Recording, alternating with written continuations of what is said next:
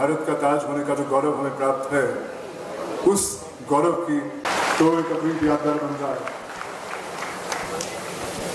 ये कश्मीरी शॉल जो कि उमर साहब शिवराज सिंह चौहान साहब को पहना रहे हैं, और एक पापिर माशी का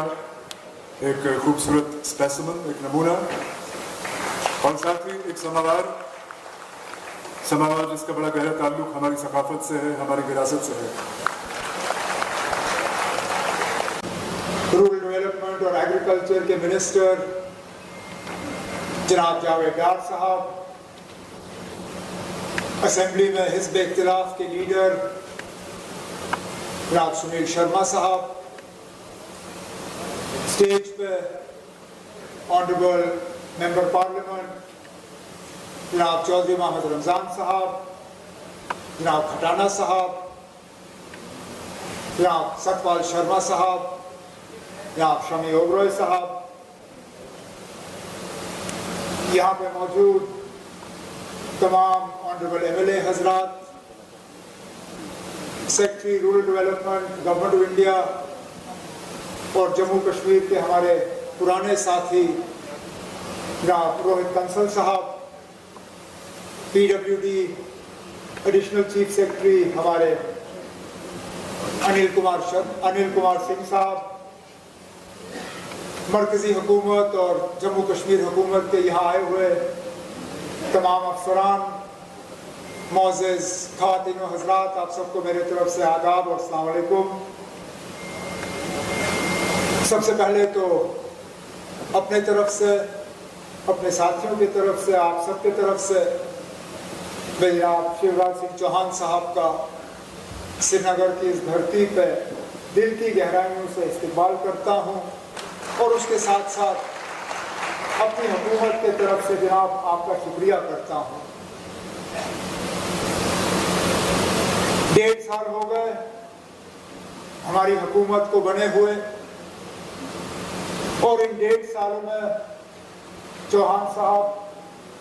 आपने ये बार बार साबित करके दिया कि आप वाकई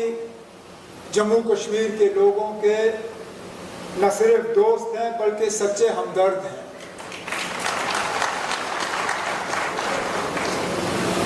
आपको जब मध्य प्रदेश के लोगों ने मामा के तौर पे तस्लीम किया तो उनका ये तस्लीम करना गलत नहीं था, क्योंकि जो आप जम्मू कश्मीर के लिए कर रहे हो उसका अगर 50% भी आपने मध्य प्रदेश के लिए किया होगा तो ये मामा का जो आपको लगा हुआ टैग, ये बिल्कुल आपको जचता है। हमने भी आपको इसी अंदाज में न सिर्फ देखा है बल्कि कबूल किया है, और इस रिश्ते को और मजबूत बनाने में आपने कोई कसर बाकी नहीं रखी। मैं अपनी जगह थोड़ा शर्मिंदा होऊंगा अगर मैं भी मांगने का सिलसिला करूं। हमारे अनिल साहब ने मांगा, डिप्टी सीएम साहब ने मांगा, उनकी मांग को मैं वहीं रखूं। मैं आपको यकीन दिलाता हूं, जैसे रोहित ने कहा, सही कहा कि अब सैंक्शन आ गया है,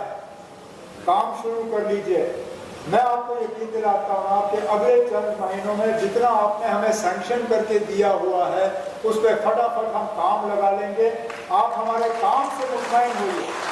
जब आप हमारे काम से मुतमईन होंगे फिर मैं आपके साथ पास डिप्टी सीएम साहब को लेके आपसे बाकी कामों की गुजारिश करूंगा। लेकिन तब तक मुझे लगता है हमारी जिम्मेदारी बनती है कि जो आपने दिया है उसका मैचिंग जो यूटी शेयर हमें देना होगा वो हम आपको दे देंगे। और ज़मीनी सतह पे यहाँ जितने ऑनरेबल एमएलएज बैठे हुए हैं, लगभग हर किसी का प्रोजेक्ट जो है इस PMGSY फेज 4 के पार्ट 1 पार्ट 2 में आपने सैंक्शन कर दिया है। इन कामों को हम जल्दी शुरू करके इनके इलाकों में लोगों का मुस्तकबिल जो है वो हम बदल देंगे। सड़कों से लोगों की जिंदगियां बदलती हैं।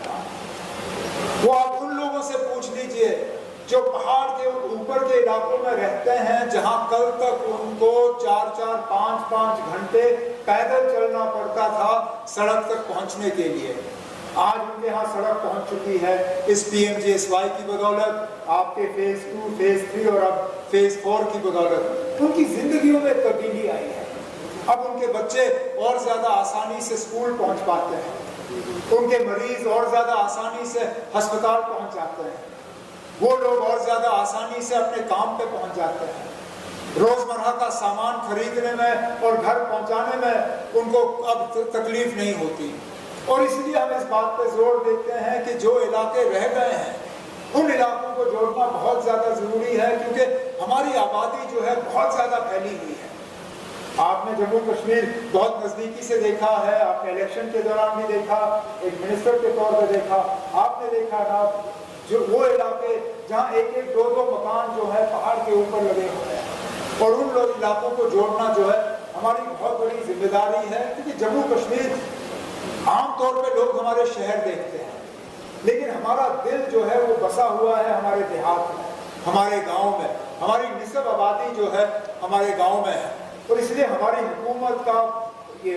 हमारी मुकम्मल कोशिश रही कि रूरल इकोनॉमी जो है उसको फायदा मिले, चाहे वो कनेक्टिविटी के लिहाज से, चाहे वो एग्रीकल्चर के लिहाज से। मिशन मोड पे जो हमें holistic agriculture development programme HADP जो हमें विरासत में मिली, मैं ये नहीं कहूँगा कि ये स्कीम हमारी बनी हुई है, ये स्कीम हमें विरासत में मिली, लेकिन जो हमें विरासत में मिली उसको हमने और बेहतर करने की कोशिश की, उसमें पैसों की कमी ना हो उसकी हमने कोशिश की। कोशिश ये की गई कि कोई इलाका ऐसा ना रहे और कोई किसान ऐसा ना रहे जो इसका फायदा ना ले सके। यहाँ पे मौसम के नुकसान की वजह से जो हमारे एग्रीकल्चरिस्ट, हॉर्टिकल्चरलिस्ट को जो उनकी मतलब जिंदगी तबाह हो जाती है मौसम की वजह से, कभी ओले पड़ते हैं, कभी तेज हवा चलती है, कभी या तो बारिश होती नहीं है या इतनी बारिश होती है तो उसका किया क्या जाए वो पता नहीं चलता। तो एक तो ये कोशिश की जा रही है कि क्रॉप बेस्ड इंश्योरेंस एग्रीकल्चर के लिए, और इस साल बजट के दौरान हमने एक बहुत अहम ऐलान यहाँ पे हॉर्टिकल्चर के लिए किया, जो हमने एक क्रॉप बेस्ड हॉर्टिकल्चर के लिए इंश्योरेंस का स्कीम यहाँ के ग्रोअर्स के लिए लागू कराया, ताकि जो नुकसान इनको मौसम की वजह से बर्दाश्त करना पड़ रहा है उसमें थोड़ी बहुत कमी आ जाए। इसी तरह आपका रूरल डेवलपमेंट में यहाँ पे इतनी सारी हमारी बहनें बैठी हुई हैं जिनका सेल्फ हेल्प ग्रुप से ताल्लुक है, इनमें से कई सारे जो हैं लखपति दीदियाँ बनी हुई हैं। हमारी अब मुकम्मल कोशिश है कि लखपति दीदी से हम इनको लखपति करोड़पति देखना चाहते हैं अपने